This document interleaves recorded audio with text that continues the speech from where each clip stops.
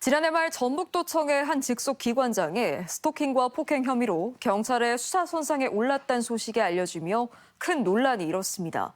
당시 이딴 고위 공무원들의 비위에 전북도청은 일벌백계를 강조한 바 있지만 벌써 5달이 지난 지금까지 별다른 징계는 이루어지지 않고 있습니다. 해당 간부는 대기 발령을 받았지만 휴가와 병가에 이어 이제는 재택근무까지 이어가고 있는 사이 해당 기관은 후속 인사조차 하지 못하는 상황입니다. 어찌된 일인지 김하연 기자가 알아봤습니다. 경기 군포경찰서는 지난해 스토킹과 폭행 등의 혐의로 당시 전북도 인재개발원장이었던 A씨를 입건했습니다. 경찰의 수사 개시 통보로 이 사실을 인지한 전북자치도는 지난해 11월 A씨를 대기 발령 조치했습니다. 그런데 벌써 5달이 지나도록 별다른 신분상 조치는 진행되지 않고 있습니다.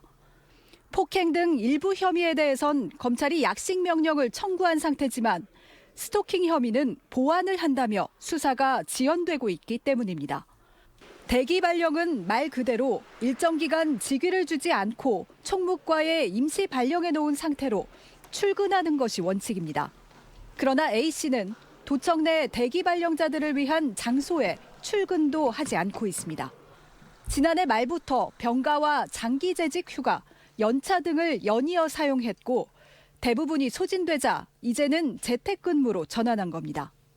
상급도 되고 해서 스스로 업무 계획도 세우실 수도 있고 독립적으로 업무 수행도 가능해서 저희가 그렇게 좀 판단해서 그래서 재택근무 지금 하고 있습니다.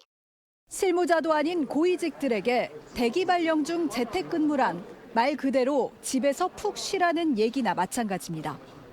또 직위 해제와 달리 보수나 승급에도 영향이 없기 때문에 A씨 역시 과거 원장 재직 시절 받던 일부 수당 등을 제외하곤 월급도 거의 그대로 받고 있습니다.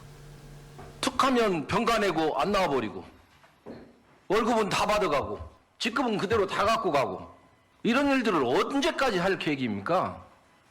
전임 원장이 휴가와 병가, 재택근무를 이어가는 사이 도 인재개발원은 벌써 5달째 후임 원장을 임명하지 못하고 있습니다. 인재개발원장 공적인 관계로 제가 대신 보고드리게 되었음을 양해하여 주시기 바랍니다. 인재개발원장은 도청 직원을 통틀어 14명에 불과한 3급 고위직인 탓에 전북도가 마음대로 정원을 늘릴 수 없습니다. 비위 혐의자가 공무원직을 유지하고 있는 한 다른 공무원을 승진시켜 인사를 메꿀 수 없는 겁니다. 앞서 갑질 논란이 일었던 전북도 전 기업유치실장의 경우에도 이런 이유로 수개월이 지나서야 후속 인사가 단행됐습니다. 결국 비위 혐의를 받는 공무원의 직급이 고위직일수록 대책 없이 인사와 업무 공백이 장기화되는 역설적인 현상이 발생하고 있어 대책이 절실하다는 목소리가 나오고 있습니다. MBC 뉴스 김하연입니다.